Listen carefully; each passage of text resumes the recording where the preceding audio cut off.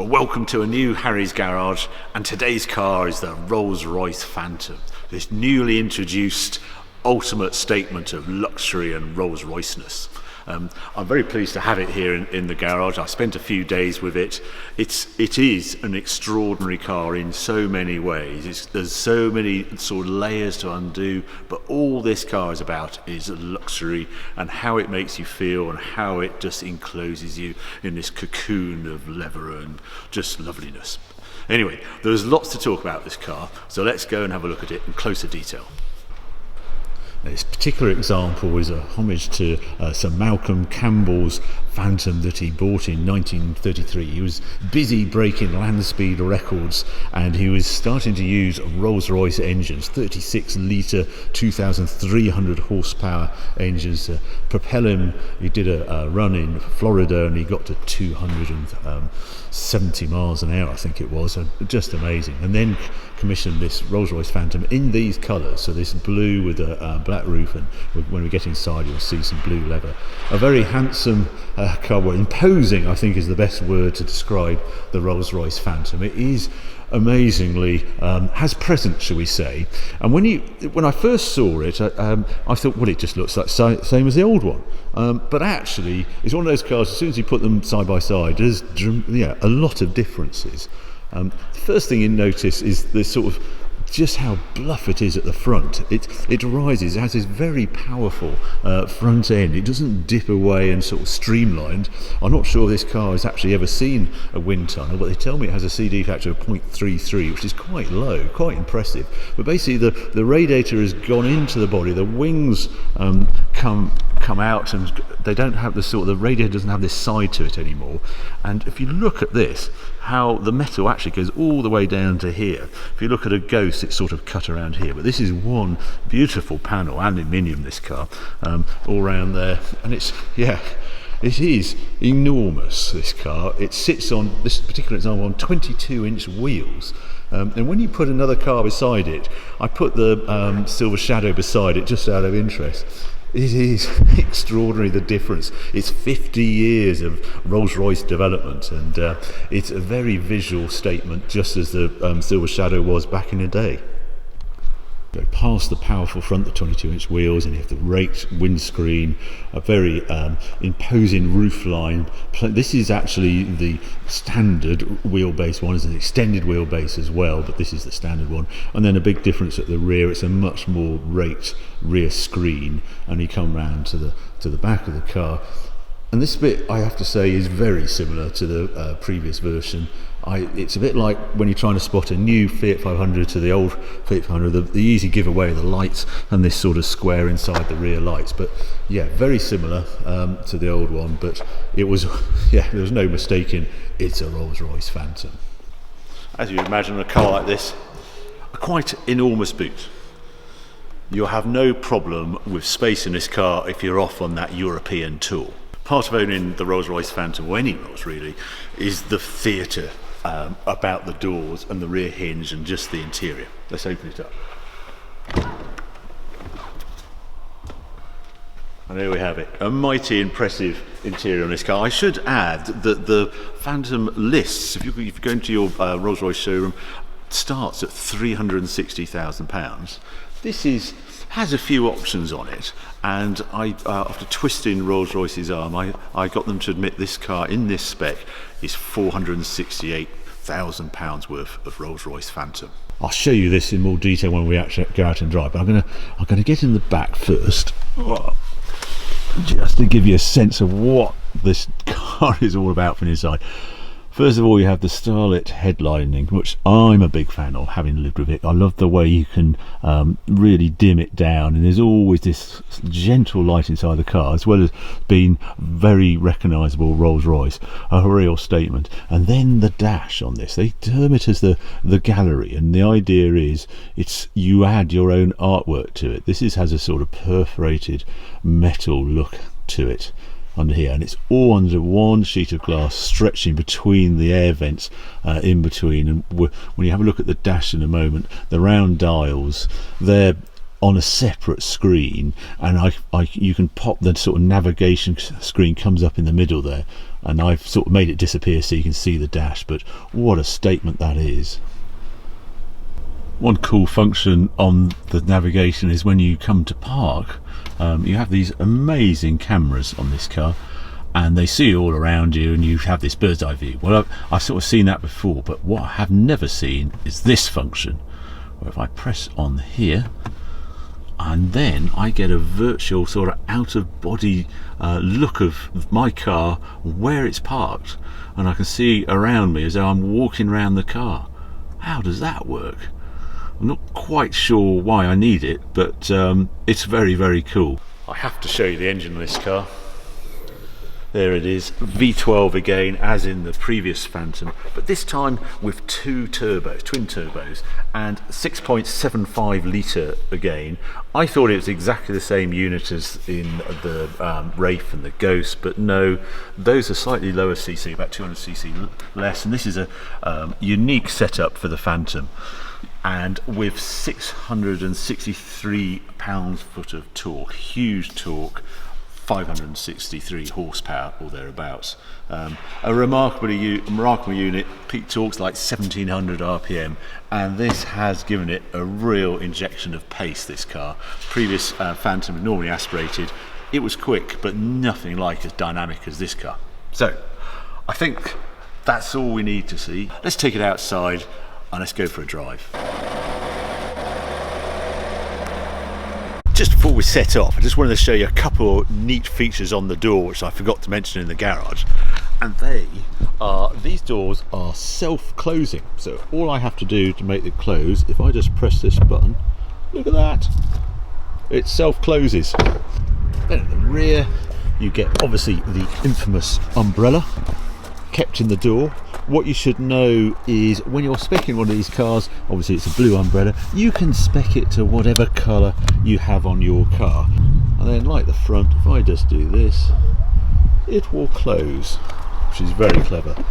And the paint finish on Rolls Royce is off the scale. I have no idea if that's showing up or if you can see the gravel, but it is truly a mirror finish, and they get that finish by it's lacquered and then hand sanding it down until you get this most perfect of finishes.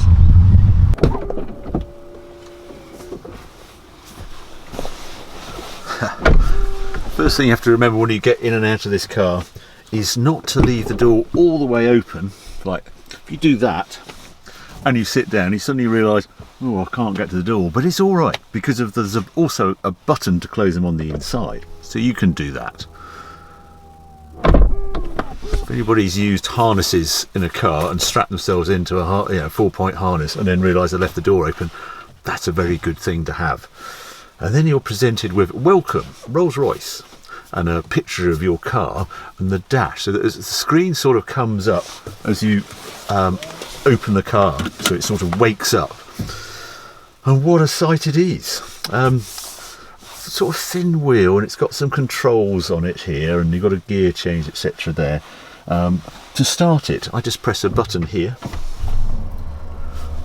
and it comes in. It says a service due by April 2019. Driving comfort, temperature restricted. Right, because I've turned the fan down, so it's just playing a little tune to tell me that. It's 7.5 degrees outside. This is meant to be the start of summer in the UK, and it's run off again. It's disappeared down to the Mediterranean or something.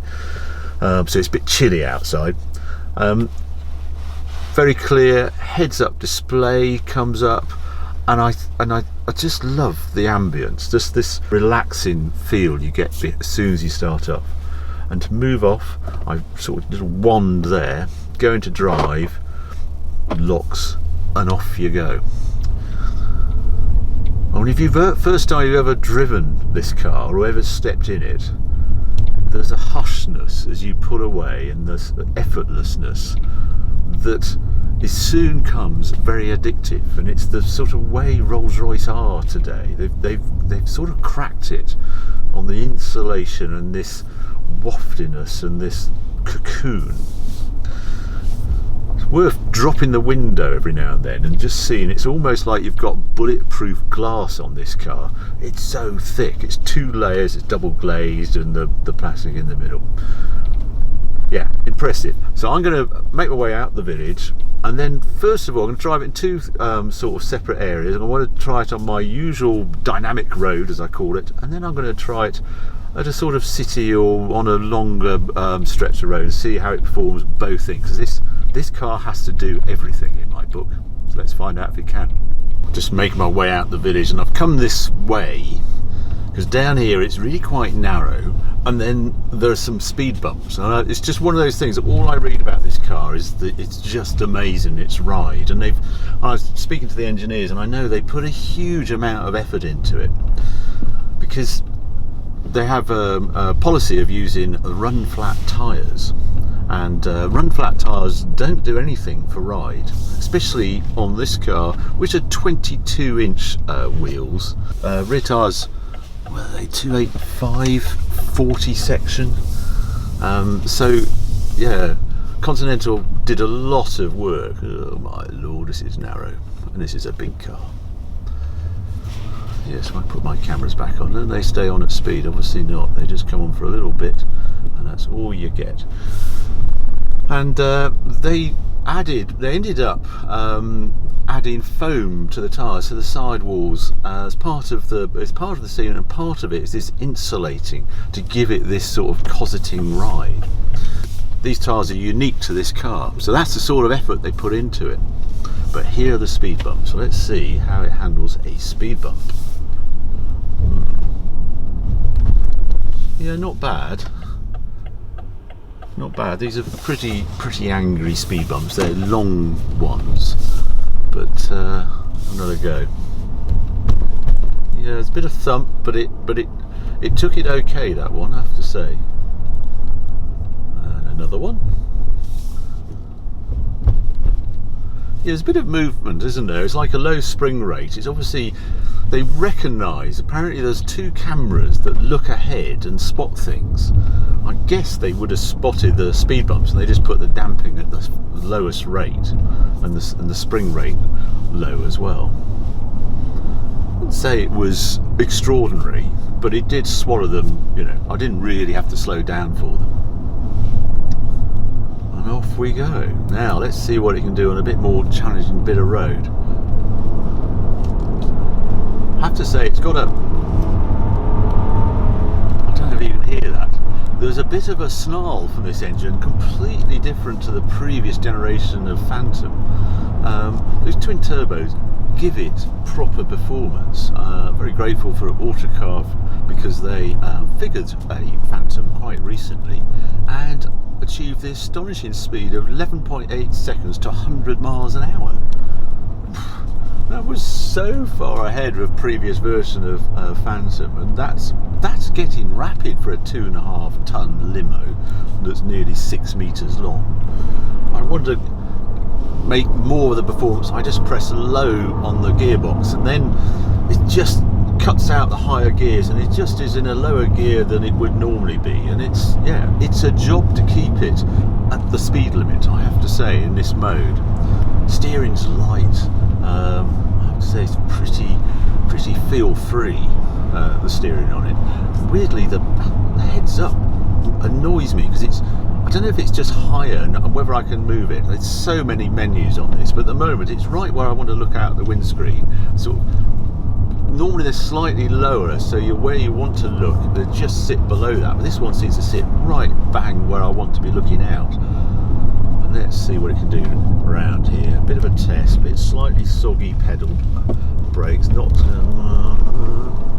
yeah, slightly out of its comfort zone. It's got, oh, we've got lots of flashing traction controls. Yeah, it's got dynamic anti-roll system on it, so it will detect what I'm trying to do and add maximum anti-roll to the car. So let's just calm it down. Yeah, it sort of does that sort of thing slightly under protest, but not something you wouldn't go and search out your favourite bit of road and attack it in a Phantom, let's say that. this bit of road will give it a bit more of a test. There's humpbacks, sort of sudden changes in elevation along this road. It's great fun, but I can't see this car being particularly good at it. Well, let's find out. There we go. Here's the first one. Yeah. Oh dear. No, we're nearly. Oh, yeah, we nearly had a flying Phantom. It didn't absorb those as much as I thought. It's almost as though it's a bit restrictive on the amount of suspension travel it's got. Now that is a surprise. I thought it would have almost bottomless suspension and come up on its springs and go back down, but no, it got quite quickly to either end of its suspension travel on those. One thing it is though is hushed. I don't know if you can tell, but there is just no wind noise. It doesn't exist. There's nothing there. Let's take it around here. Now feel that anti-roll. Yeah, it does work. The slight surprise, there's a sort of patter. If we hit any sort of undulation, there's a from the tyre. It doesn't completely just take it and do it without a sort of a second wave. There is a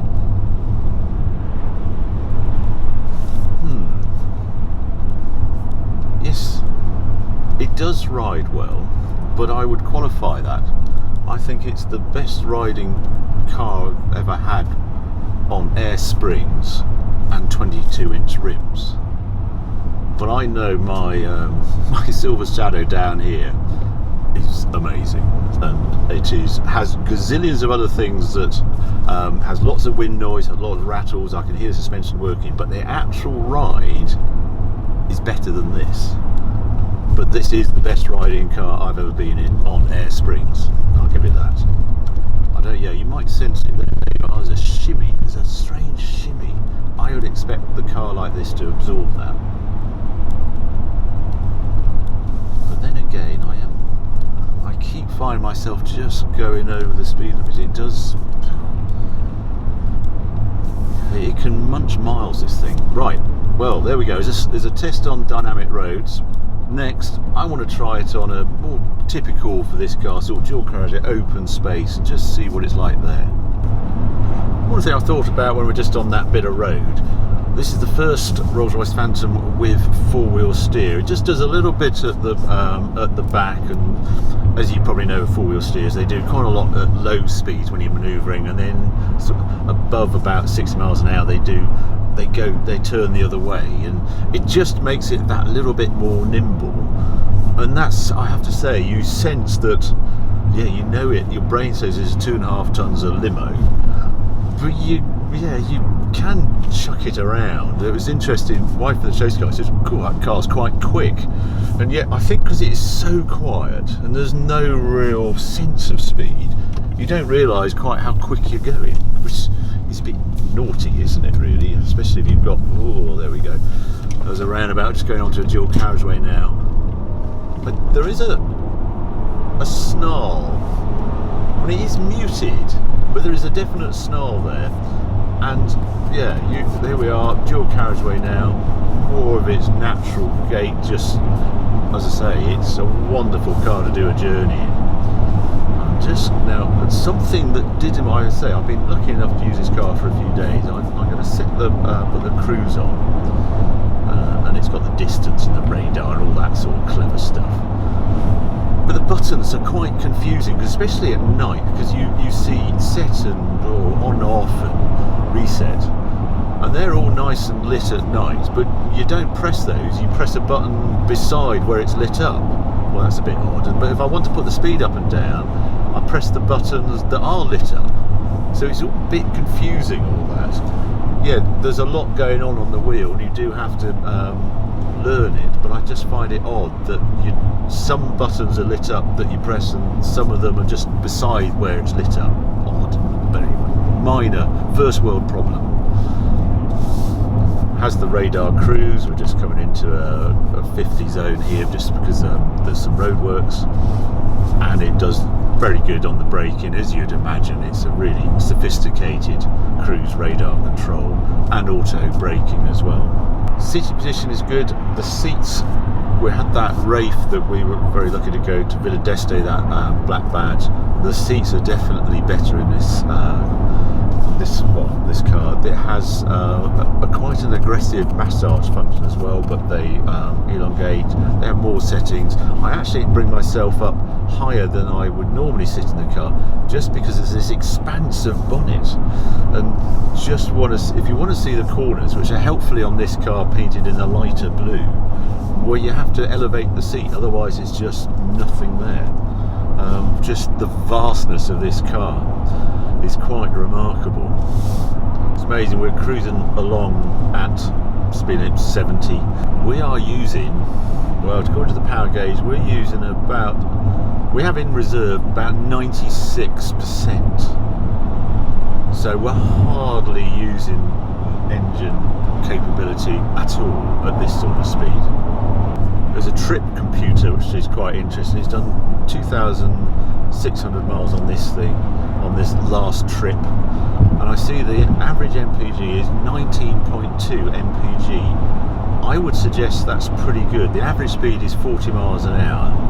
So to average out of this great big car with a twin turbo 6.75 litre engine, to be able to average 19.2 MPG, I think that's impressive actually, and it gives you around 400-mile range or thereabouts on a tank. I sort of justify this as though it's a sensible purchase.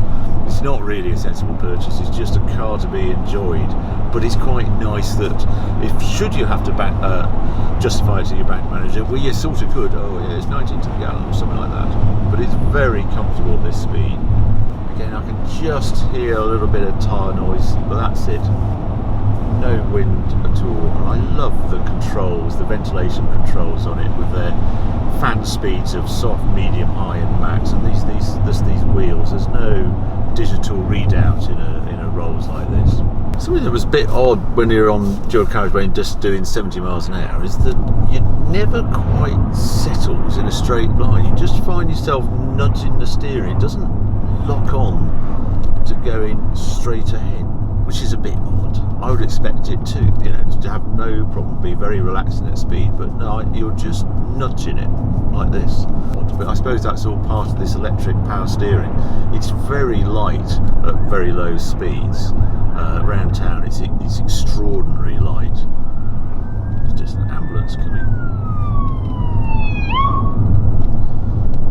And then it does weight up as you start going a bit quicker. But there is a numbness to the steering on this car that I didn't notice quite as much as in the Wraith. So there you go. That's what it's like at a cruise. I want one more final test for this car, and that's why I'm going into Oxford, where I'm going to pick my son Charlie up, and then he's going to drive me, because I want to know what it's like in the back.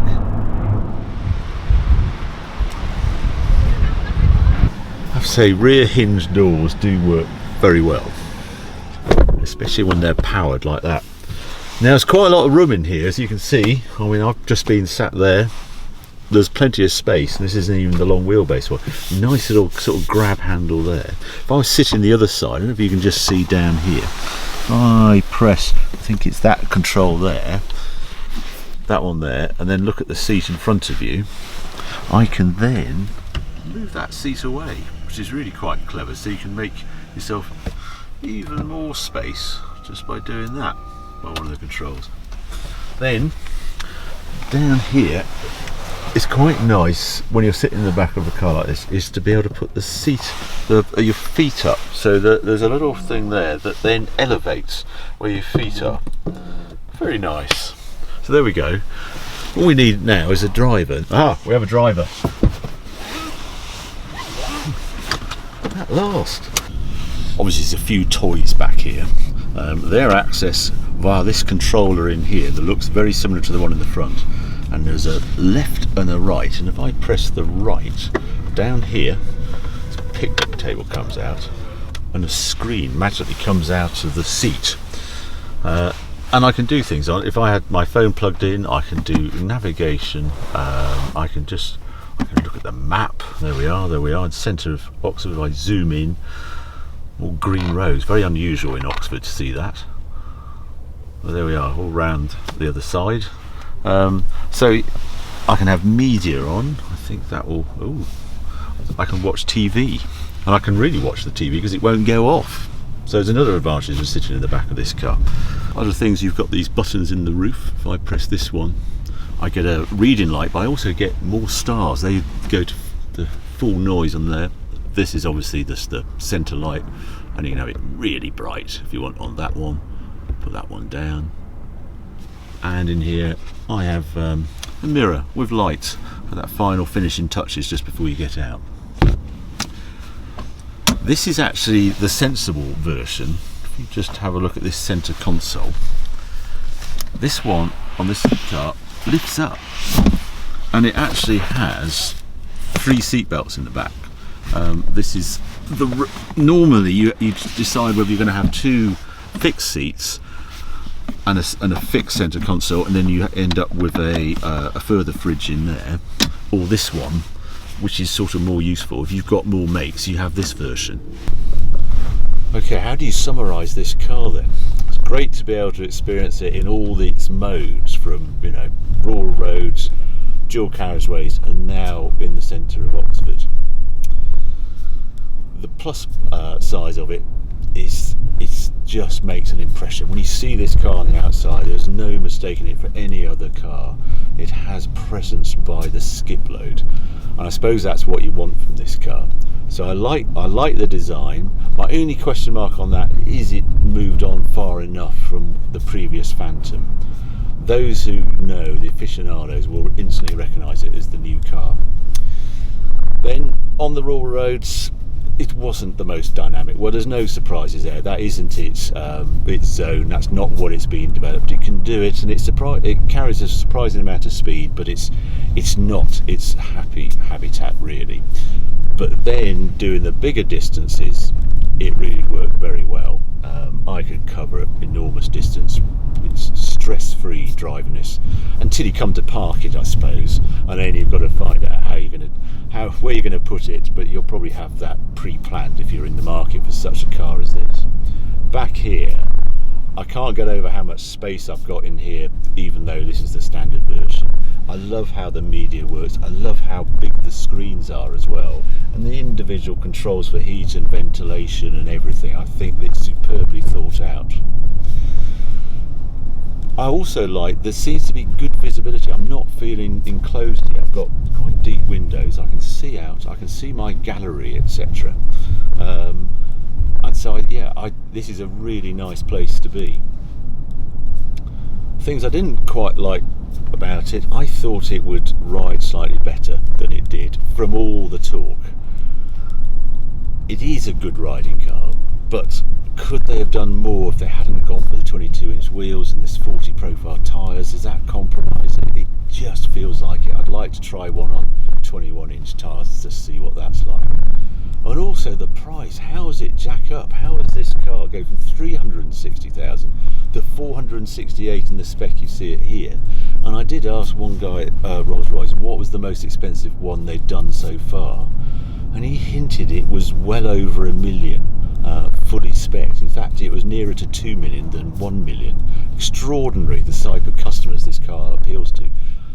The other surprise, I'm surprised it hasn't got a sort of hybrid part drivetrain. It's only V12 petrol, that's it. I remember talking to the CEO of Rolls Royce about 6 months ago. I said, are you going to do hybrid? He said, no, we'll go straight to electric. We've no need to do the hybrid. I worry that legislation will take over and the politicians will have these zero emission zones in town, and you might need it.